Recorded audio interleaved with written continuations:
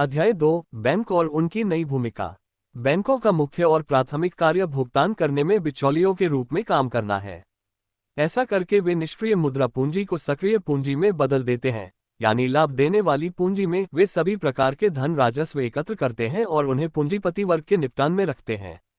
जैसे जैसे बैंकिंग विकसित होती है और कुछ ही प्रतिष्ठानों में केंद्रित होती जाती है, बैंक मामूली बिचौलियों से शक्तिशाली एकाधिकार में बदल जाते हैं, जिनके नियंत्रण में सभी पूंजीपतियों और छोटे व्यापारियों की लगभग पूरी मुद्रा पूंजी होती है और किसी एक देश और कई देशों में उत्पादन के साधनों और कच्चे माल के स्रोतों का बड़ा हिस्सा भी होता है।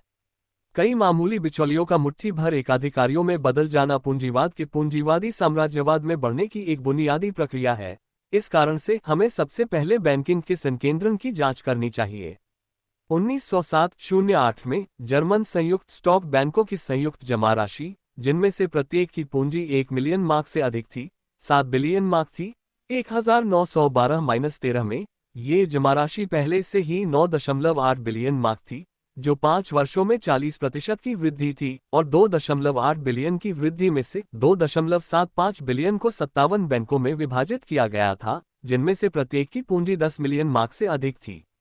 छोटे बैंकों को बड़े बैंकों द्वारा निचोड़ा जा रहा है, जिनमें से केवल 9 बैंकों के पास कुल जमा राशि का लगभग आधा हिस्सा है।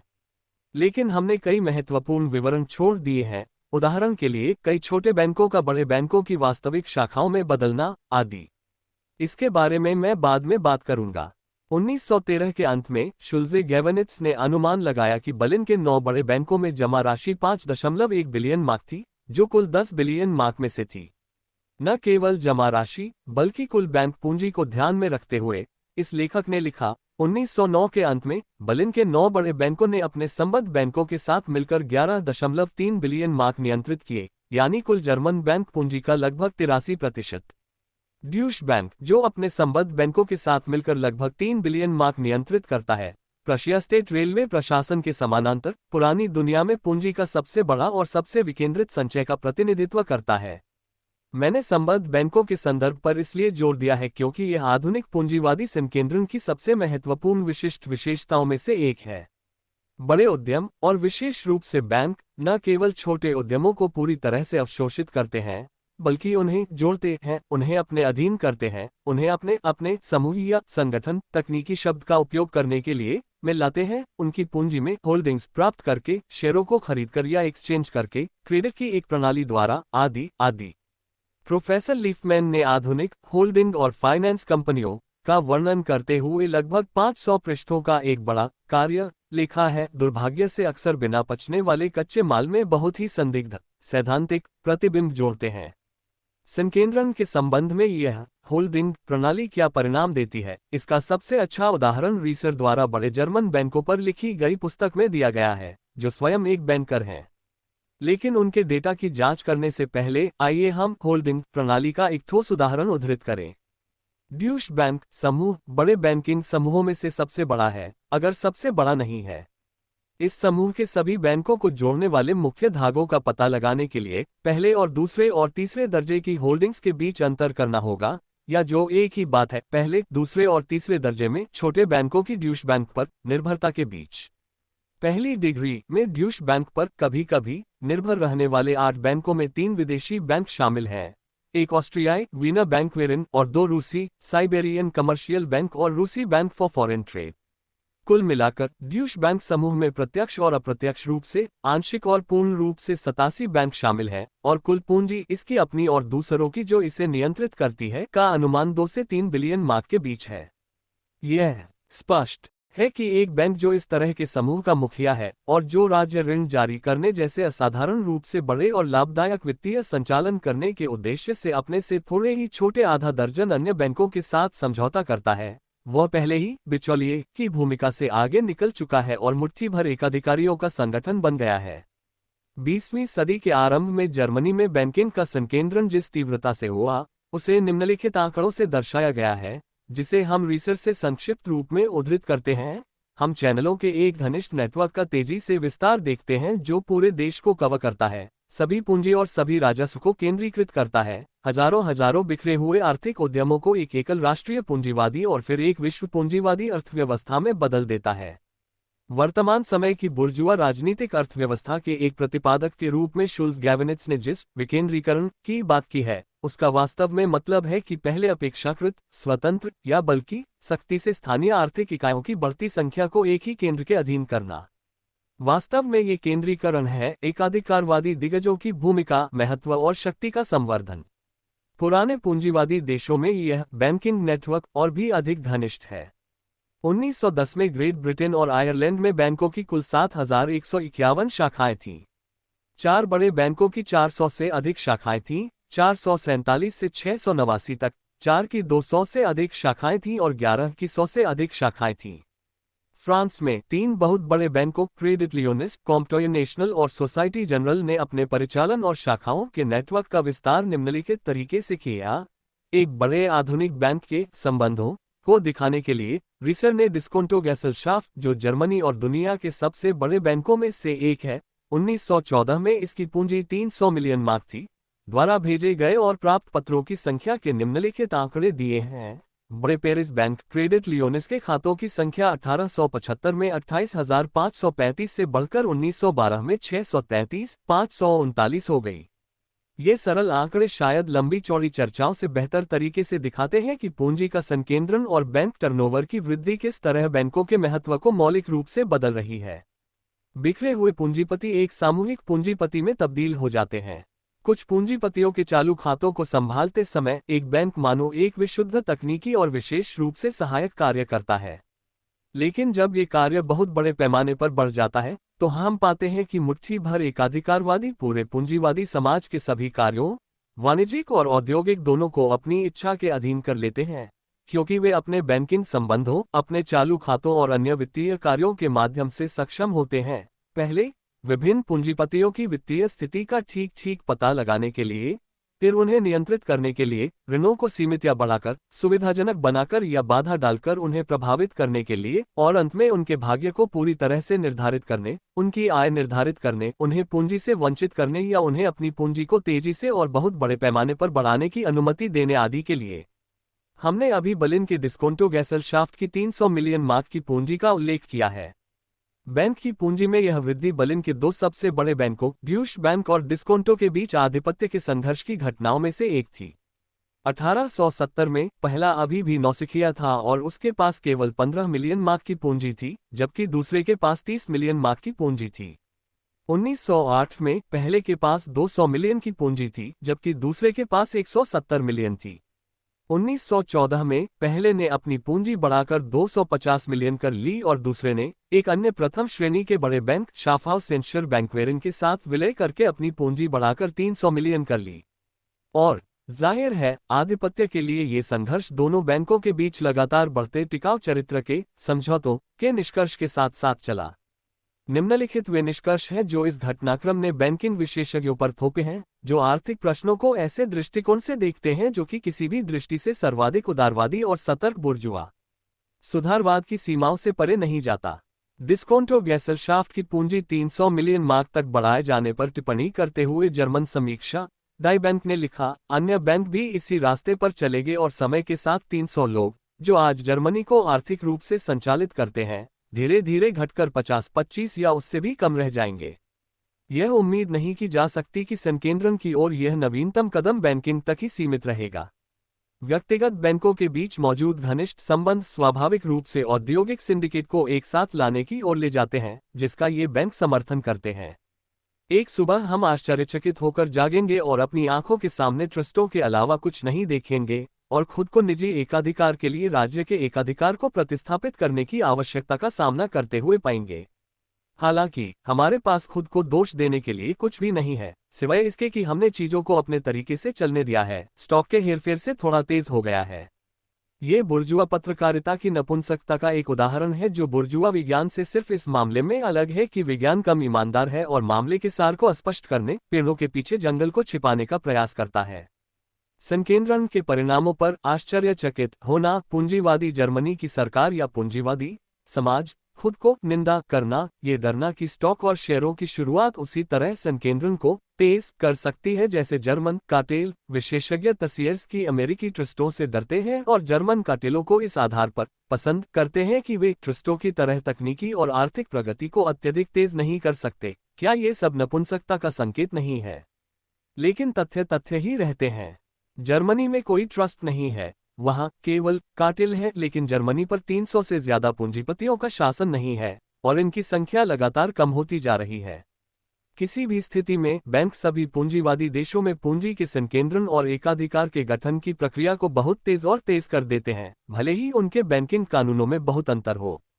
बैंकिंग प्रणाली में वास्तव में सामाजिक पैमाने पर उत्पादन के साधनों के सार्वभौमिक बहीखाते और वितरण का स्वरूप है, लेकिन केवल स्वरूप ही है। मार्क्स ने आधी सदी पहले पूंजी में लिखा था, हमने बैंक पूंजी की वृद्धि, सबसे बड़े बैंकों की शाखाओं और कार्यालयों की संख्या में वृद्धि, उनके खातों की संख्या में वृद्धि आदि के बारे में जो आंकड़े उद्धृत किए हैं, वे पूरे पूंजीपति वर्ग के इस सार्वभौमिक बहीखाते की ठोस तस्वीर पेश करते हैं और केवल पूंजीपतियों के नहीं, क्योंकि बैंक भले ही अस्थायी रूप से सभी प्रकार की मौद्रिक आय एकत्र करते हैं, छोटे व्यापारियों, कार्यालय क्लर्कों और मजदूर वर्ग के एक छोटे से उच्च तबके के उत्पादन के साधनों का सार्वभौमिक वितरण, ये औपचारिक पहलू से आधुनिक बैंकों से निकलता है, जो फ्रांस में सबसे बड़े 3 से 6 और जर्मनी में 6 से 8 की संख्या में है और लाखों करोड़ों लोगों को नियंत्रित करते हैं। तथापि मूलतः उत्पादन के साधनों का वितरण बिल्कुल भी सार्वभौमिक नहीं है, बल्कि निजी है, यानी यह बड़ी पूंजी के हितों के अनुरूप है और मुख्य रूप से विशाल एकाधिकार पूंजी के हितों के अनुरूप है, जो ऐसी परिस्थितियों में काम करती है जिसमें आम जनता अभाव में रहती है, जिसमें कृषि का पूरा विकास उद्योग के विकास से निराशाजनक रूप से पीछे रह जाता है, जबकि उद्योग के भीतर भारी उद्योग की अन्य सभी शाखाओं से कर वसूलते हैं। पूंजीवादी अर्थव्यवस्था के समाजीकरण के मामले में बचत बैंक और डाकघर बैंकों के साथ प्रतिस्पर्धा करने लगे हैं। वे अधिक विकेंद्रित हैं, यानी उनका प्रभाव अधिक संख्या में इलाकों, अधिक दूरदराज के स्थानों, आबादी के व्यापक वर्गों तक फैला हुआ है। बैंकों और बचत बैंकों में जमा की तुलनात्मक वृद्धि पर एक अमेरिकी आयोग द्वारा एकत्र किए गए डेटा यहाँ दिए गए हैं। चूंकि वे जमा राशियों पर 4% और 4.25% की दर से ब्याज देते हैं, इसलिए बचत बैंकों को अपनी पूंजी के लिए लाभदायक निवेश तलाशना चाहिए, उन्हें बिलों, बंधकों आदि का कारोबार करना चाहिए। बैंकों और बचत बैंकों के बीच की सीमाएं अधिक से अधिक मिटती जा रही हैं। उदाहरण के लिए बोखुम और एयरफट के चैम्बर्स ऑफ कॉमर्स मांग करते हैं कि बचत बैंकों को विशुद्ध रूप से बैंकिंग कारोबार जैसे बिलों में छूट में शामिल होने से प्रतिबंधित किया जाए। वे डाकघर के बैंकिंग परिचालन की सीमा की मांग करते हैं। बैंकिंग दिग्गजों को डर लगता है कि अप्रत्याशित दिशा से राज्य का एकाधिकार उन पर हावी हो जाएगा। हालांकि ये कहने की जरूरत नहीं है कि यह डर एक ही कार्यालय में 2 विभाग प्रबंधकों के बीच प्रतिद्वंद्विता की अभिव्यक्ति से ज्यादा कुछ नहीं है, क्योंकि एक और बचत बैंकों को सौंपे गए करोड़ों रुपये अंतिम विश्लेषण में वास्तव में इन्हीं बैंक पूंजीपतियों द्वारा नियंत्रित होते हैं, जबकि दूसरी ओर पूंजीवादी समाज में राज्य का एकाधिकार उद्योग की किसी शाखा में दिवालिया होने के कगार पर खड़े करोड़पतियों की आय को बढ़ाने और उसे गारंटी देने का एक साधन मात्र है। पुराने प्रकार के पूंजीवाद से, जिसमें मुक्त प्रतिस्पर्धा प्रमुख थी, नए पूंजीवाद में परिवर्तन, जिसमें एकाधिकार का शासन है, अन्य बातों के अलावा स्टॉक एक्सचेंज के महत्व में गिरावट से व्यक्त होता है। समीक्षा डाई बैंक लिखती है, स्टॉक एक्सचेंज लंबे समय से प्रचलन का अपरिहार्य माध्यम नहीं रह गया है, जैसा कि यह पहले हुआ करता था, जब बैंक अभी तक अपने ग्राहकों के लिए नए मुद्दों का बड़ा हिस्सा रखने में सक्षम नहीं थे। हर बैंक एक स्टॉक एक्सचेंज है और बैंक जितना बड़ा होगा और बैंकिंग का संकेंद्रण जितना अधिक सफल होगा, यह आधुनिक कहावत उतनी ही सच्ची लगेगी। जबकि पहले 70 के दशक में स्टॉक एक्सचेंज युवाओं के उत्साह से भरा हुआ था, 1873 के stock exchange crash, company promotion घोटाले आदि के लिए एक सूक्ष्म संकेत जर्मनी के औद्योगिकीकरण के युग की शुरुआत की। आजकल बैंक और उद्योग इसे अकेले प्रबंधित करने में सक्षम है। स्टॉक एक्सचेंज पर हमारे बड़े बैंकों का वर्चस्व पूरी तरह से संगठित जर्मन औद्योगिक राज्य की अभिव्यक्ति के अलावा और कुछ नहीं है।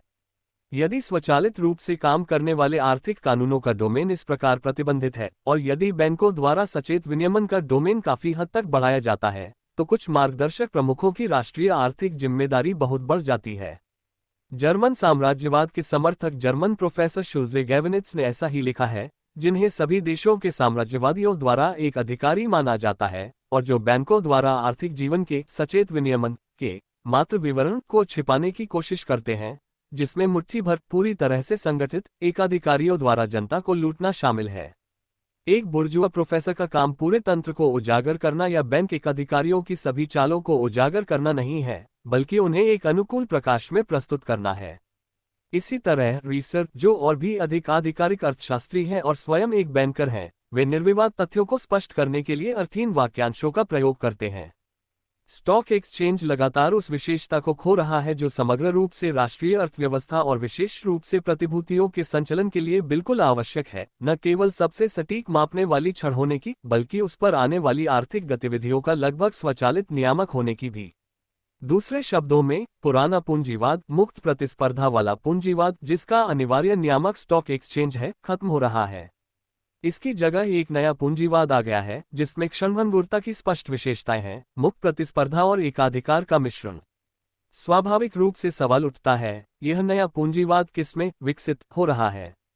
लेकिन बुर्जुआ विद्वान इस सवाल को उठाने से डरते हैं।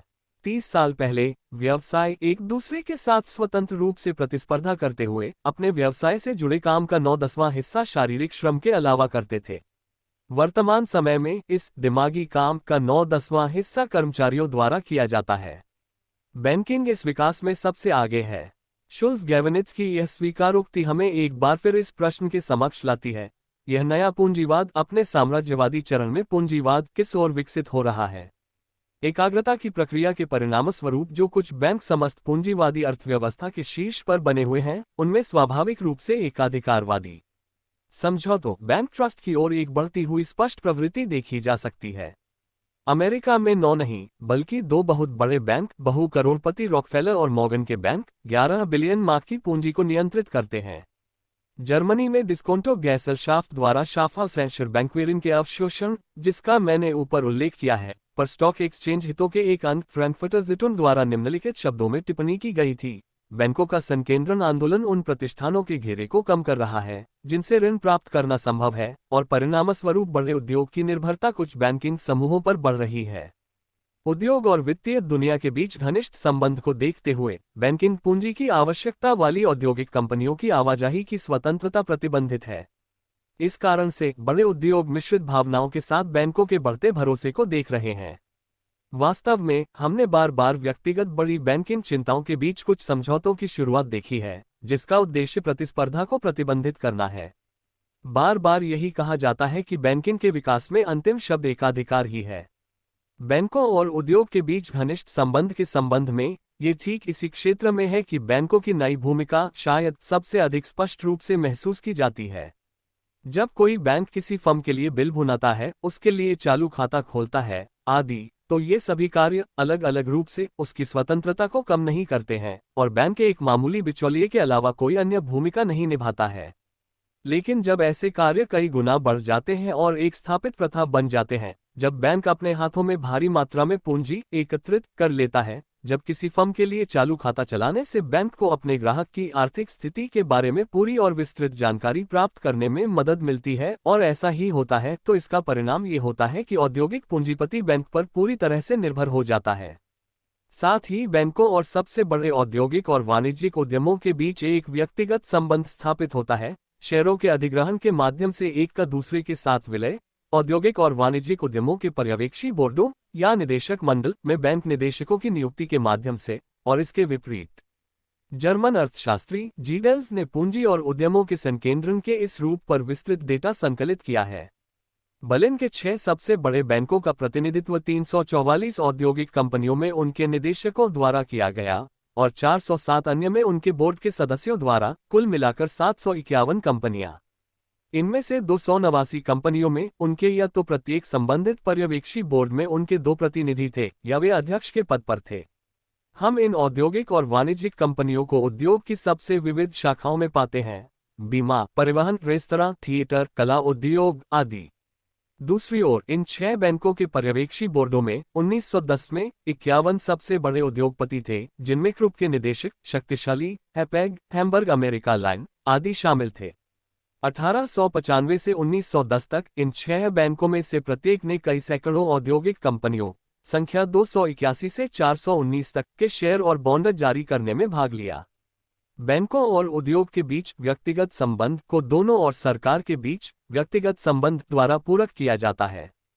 पर्यवेक्षी बोर्ड में सीटें, जीडेल्स लिखते हैं, शीर्षक वाले व्यक्तियों, पूर्व सिविल सेवकों को भी स्वतंत्र रूप से प्रदान की जाती हैं, जो अधिकारियों के साथ संबंधों को सुविधाजनक बनाने के लिए बहुत कुछ करने में सक्षम हैं। सेमीकोलन ... आमतौर पर एक बड़े बैंक के पर्यवेक्षी बोर्ड में संसद का एक सदस्य या बलिन शहर का पार्षद होता है। इसलिए बड़े पूंजीवादी एकाधिकारों का निर्माण और विकास सभी प्राकृतिक और अलौकिक तरीकों से पूरी गति से आगे बढ़ रहा है। आधुनिक पूंजीवादी समाज पर शासन करने वाले वित्त के कई सौ राजाओं के बीच एक तरह का श्रम विभाजन व्यवस्थित रूप से विकसित हो रहा है। कुछ बड़े उद्योगपतियों की गतिविधियों के क्षेत्र में वृद्धि, बैंकों के बोर्ड में शामिल होना आदि और प्रांतीय बैंक प्रबंधकों को निश्चित औद्योगिक क्षेत्रों में नियुक्त करने के साथ साथ बड़े बैंकों के निदेशकों के बीच विशेषज्ञता का विकास हुआ है। आमतौर पर यह विशेषज्ञता केवल तभी संभव है जब बैंकिंग बड़े पैमाने पर संचालित की जाती है और विशेष रूप से जब इसका उद्योग के साथ व्यापक संबंध होता है। श्रम का ये विभाजन दो दिशाओं में आगे बढ़ता है। एक ओर पूरे उद्योग के साथ संबंध एक निदेशक को सौंपे जाते हैं जो उसका विशेष कार्य है। दूसरी ओर प्रत्येक निदेशक कई अलग अलग उद्यमों या उद्योग की एक ही शाखा में या समान हितों वाले उद्यमों के समूह की देखरेख का कार्य करता है। पूंजीवाद पहले ही व्यक्तिगत उद्यमों की संगठित देखरेख के चरण में पहुंच चुका है। एक जर्मन उद्योग में विशेषज्ञता रखता है, कभी कभी अकेले पश्चिमी जर्मन उद्योग में भी। पश्चिम जर्मनी का सबसे अधिक औद्योगिकीकृत हिस्सा है। अन्य विदेशी राज्यों और विदेशी उद्योग के साथ संबंधों में, उद्योगपतियों और अन्य लोगों के चरित्र की जानकारी में, स्टॉक एक्सचेंज के सवालों आदि में विशेषज्ञता रखते हैं। इसके अलावा प्रत्येक बैंक निदेशक को अक्सर एक विशेष इलाका या उद्योग की एक विशेष शाखा सौंपी जाती है। एक मुख्य रूप से बिजली कंपनियों के पर्यवेक्षी बोर्डों पर काम करता है, दूसरा रासायनिक, शराब बनाने या चुकंदर के संयंत्रों पर, तीसरा कुछ अलग थलग औद्योगिक उद्यमों में, लेकिन साथ ही बीमा कंपनियों के पर्यवेक्षी बोर्डों पर भी काम करता है। संक्षेप में, इसमें कोई संदेह नहीं हो सकता है कि बड़े बैंकों के संचालन के आयामों और विविधता में वृद्धि के साथ साथ उनके निदेशकों के बीच श्रम के विभाजन में वृद्धि होती है, जिसका उद्देश्य और परिणाम उन्हें शुद्ध बैंकिंग से कुछ हद तक ऊपर उठाना और उन्हें बेहतर विशेषज्ञ बनाना, उद्योग की सामान्य समस्याओं और उद्योग की प्रत्येक शाखा की विशेष समस्याओं का बेहतर न्यायाधीश बनाना है। इस प्रकार उन्हें संबंधित बैंक के औद्योगिक क्षेत्र के प्रभाव में कार्य करने में अधिक सक्षम बनाना है। इस प्रणाली को बैंकों द्वारा अपने पर्यवेक्षी बोर्डों में ऐसे लोगों को चुनने के प्रयासों द्वारा पूरक किया जाता है जो औद्योगिक मामलों के विशेषज्ञ हैं, जैसे कि उद्योगपति, पूर्व अधिकारी, विशेष रूप से वे जो पहले रेलवे सेवा या खनन में थे, आदि। हम फ्रांसीसी बैंकिंग में भी यही प्रणाली थोड़े अलग रूप में पाते हैं। उदाहरण के लिए 3 सबसे बड़े फ्रांसीसी बैंकों में से एक, क्रेडिट लियोनिस ने एक वित्तीय शोध सेवा सर्विस डेस एट्यूड्स फाइनेंसियर्स का आयोजन किया है, जो स्थायी रूप से 50 से अधिक इंजीनियरों, सांख्यिकीविदों, अर्थशास्त्रियों, वकीलों आदि को रोजगार देता है। इसकी लागत सालाना 600,000 से 700,000 फ्रैंक है। सेवा को बदले में 8 विभागों में विभाजित किया गया है।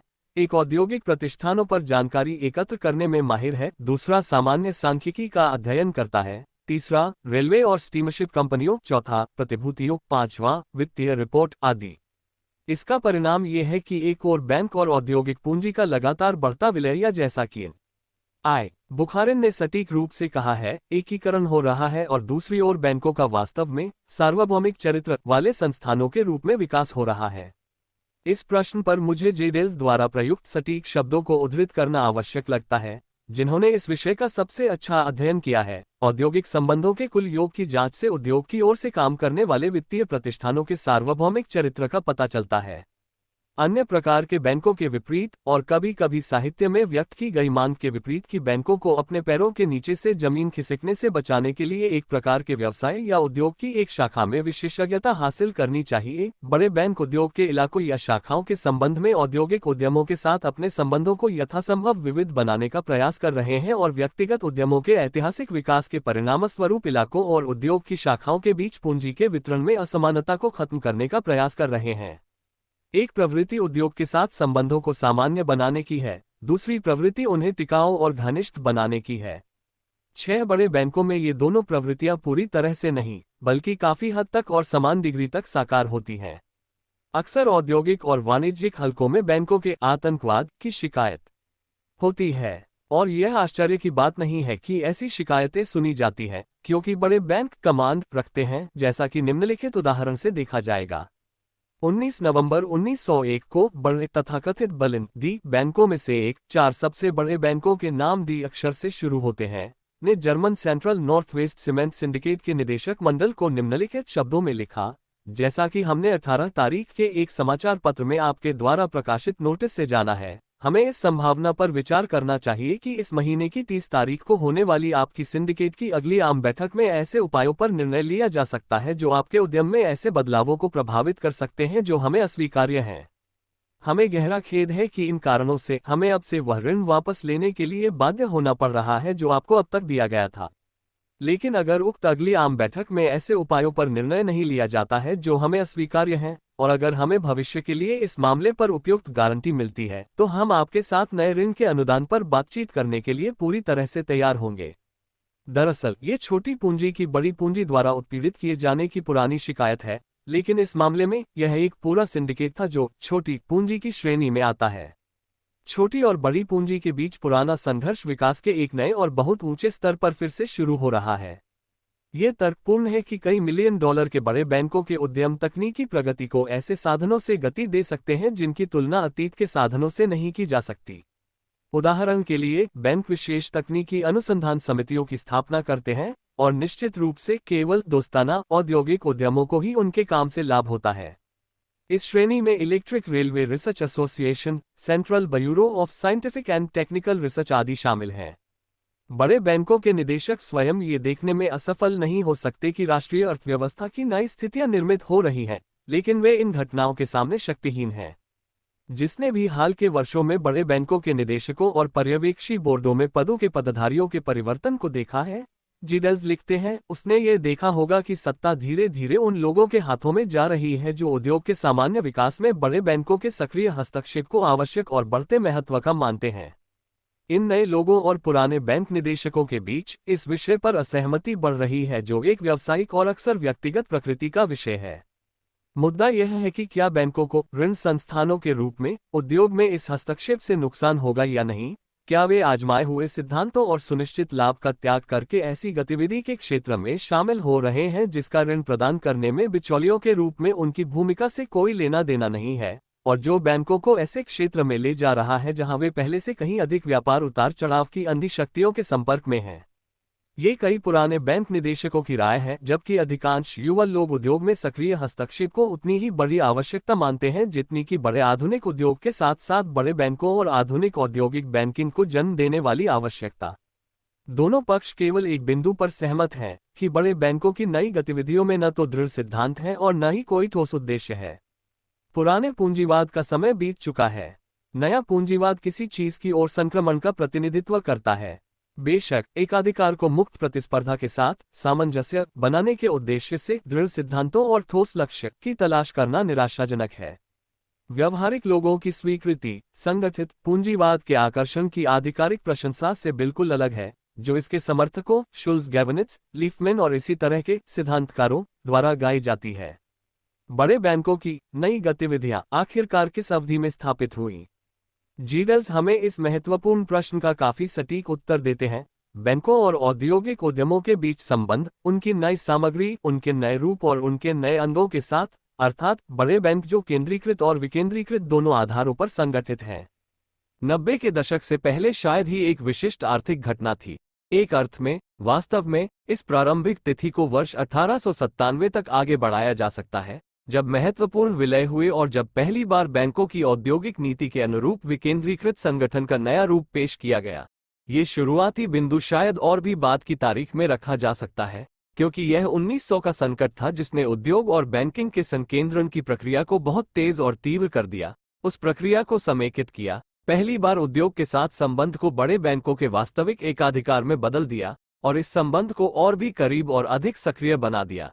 इस प्रकार 20वीं सदी पुराने पूंजीवाद से नए पूंजीवाद की ओर, सामान्य रूप से पूंजी के वर्चस्व से वित्तीय पूंजी के वर्चस्व की ओर एक महत्वपूर्ण मोड़ है।